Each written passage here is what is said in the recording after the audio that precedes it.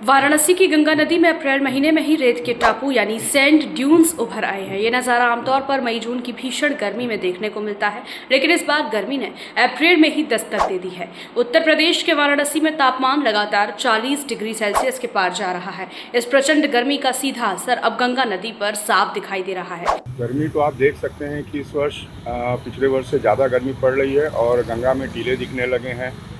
दोपहर 12 बजे के बाद रोड सुनसान हो जा रहे हैं और गर्मी का आलम ये है कि अभी 42, 43, 44 डिग्री जो मई जून में पड़ना था वो अभी गर्मी पड़ने लगी है। इस वजह से आम जनमानस काफ़ी परेशान है। छोटे मोटे व्यापारी एकदम टूट चुके हैं गर्मी की वजह से, रोड खाली हो चुकी है।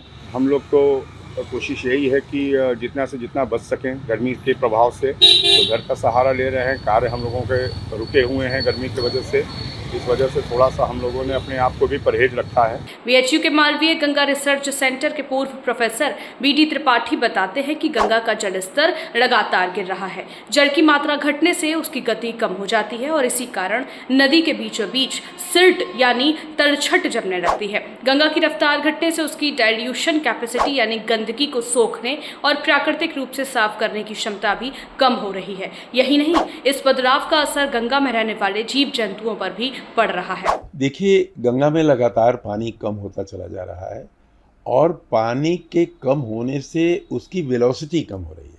तो वेलोसिटी कम होने की वजह से सिल्टेशन रेट बढ़ रहा है और सिल्टेशन रेट बढ़ने की वजह से आप गंगा में टीले देख रहे हैं। तो टीला बनना कोई बहुत खतरे की बात नहीं है, लेकिन ये इंडिकेशन है कि गंगा में पानी कम हो रहा है। पानी कम होने से कई खतरा पैदा होता है। पहली बात तो ये है कि पानी का टेम्परेचर बढ़ जाता है, डिज़ोल्व ऑक्सीजन की मात्रा कम हो जाती है, बायोकेमिकल ऑक्सीजन बढ़ जाता है। ऐसे में ऑर्गेनिक कंटेंट थोड़ा सा भी डालेंगे तो पोल्यूशन का लेवल बढ़ जाएगा। इसी के साथ साथ जो डाइल्यूशन क्षमता है गंगा की वो गिरती चली जा रही है।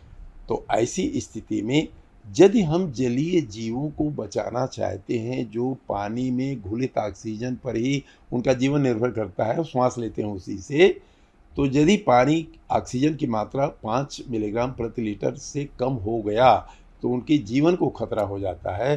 तो अभी आप देखेंगे कि जहाँ जहाँ पानी कम हो गया है वहाँ जब आप उंगली डालेंगे उसमें थर्मामीटर की ज़रूरत नहीं है, आपको अपने आप पता लग जाएगा टेम्परेचर बढ़ गया है। और यदि आप ऑक्सीजन देखें तो बहुत कम होगा, तो वहाँ कोई जीव नहीं दिखेगा आपको। क्यों? क्योंकि उसको ऑक्सीजन लेने के लिए नहीं है।